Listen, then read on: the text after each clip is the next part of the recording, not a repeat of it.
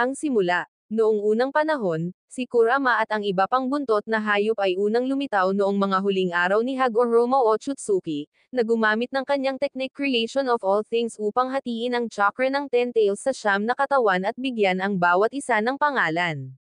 Nang nilikha, ipinaliwanag ng sage sa mga batang tailed beasts na may kaugnayan sa kanilang pagkakahiwalay. Inihula rin niya ang isang araw na sila ay muling magkakasama, bagaman hindi na gaya ng dati, at sa panahong iyon ay may lalabas upang ipakita sa kanila kung ano ang tunay na kapangyarihan. Bago mamatay si Hagoromo, ipinadala niya si Kurama upang manirahan sa isang templo na itinayo para protektahan ito sa isang rehiyon ng gubat na may mga bundok na magiging bahagi ng lupain ng apoy. Sa paglipas ng panahon, naging kilala si Kurama bilang isang likas na sakuna na maaaring pumatay sa mga lugar kung saan nagtitipon at lumalaganap ang mga tao. Sa panahon ng pagtatatag ng mga shinobi villages, ang Gold at Silver Brothers ng Kumo Gakuri ay inatas ang hulihin si Kurama, ngunit pareho silang nilamon ng lubo.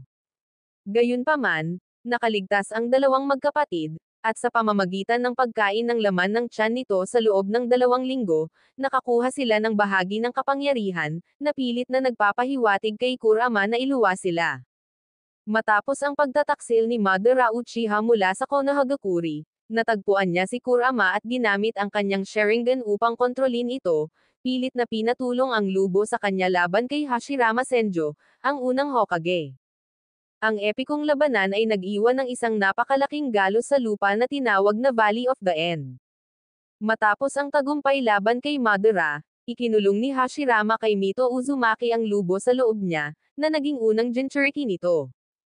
Sa panahon ng unang 2 Shinobi World Wars, pinanatili ni Mito si Kurama sa laylayan, maliban na lamang kapag halos mabasag na ang selyo ng siya ay nanganganak.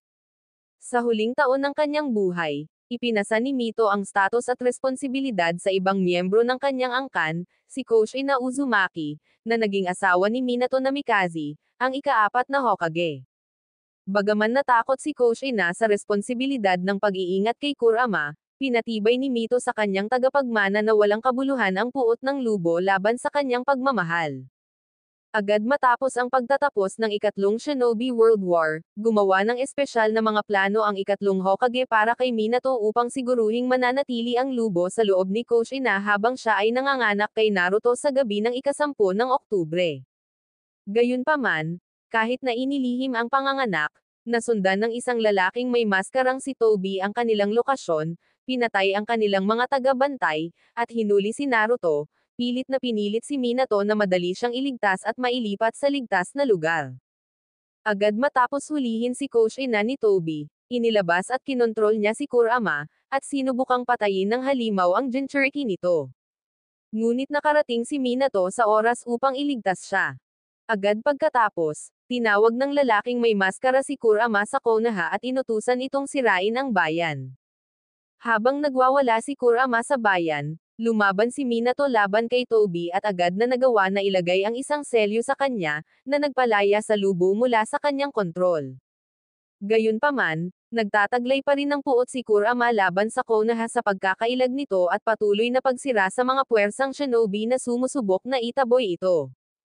Habang naghahanda ng Tailed Beast Ball, tinawag ni Minato si Gamabunte sa ibabaw ng halimaw at agad itong pina-teleport sa lokasyon ni Koshina at Naruto, pinasabog ang Tailed Beast Ball malayo sa nayon. Sa pagkamalay na ni Koshina mula sa extraction, ginamit niya ang natitirang lakas para pigilan si Kurama, plano niyang isara muli ang lubo sa loob niya upang mamatay ito kasama niya.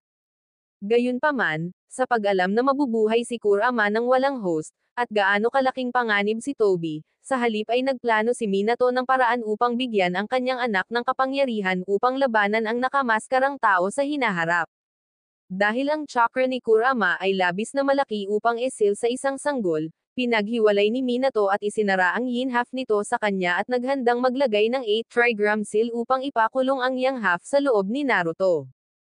Nang maunawaan ang kanilang plano, sinubukan ni Kurama na patayin si Naruto, ngunit ginamit ng magulang ang kanilang sarili bilang mga kalasag at nagtapos ang selyo. Nang magising sa loob ng subconscious ni Naruto at malaman ang dahilan sa intensyon ni Minato, siyang Kurama, Bagaman bigo sa pagkakaselyo muli, nagdesisyon na maghintay hanggang dumating ang panahon na maaari nitong impluwensyahan si Naruto upang gamitin ang kapangyarihan para buksan ang selyo. Pinahina ni Kurama ang selyo sa pamamagitan ng mga butas sa pagbuo nito sa patuloy na paglik ng maliit na bahagi ng kanyang chakra, na may positibong epekto kay Naruto, tulad ng pagsigla ng kanyang likas na malaking chakra reserves at kakayahan sa paghilom, na kayang maghilom mula sa mga maliit na sugat sa loob ng ilang segundo hanggang sa mga malalang sugat sa loob ng isang araw. Lumitaw na iniwan ni Kurama ang malalaking halaga ng kanyang sariling chakra sa panahon ng pag-atake. Kinolekta at isinara ni Kazuma ang chakra sa kanyang sariling anak, si Sora, na umaasang magamit ang kapangyarihan para sa kanyang sariling layunin. Salamat sa panonood, magpatuloy sa kasunod na bahagi.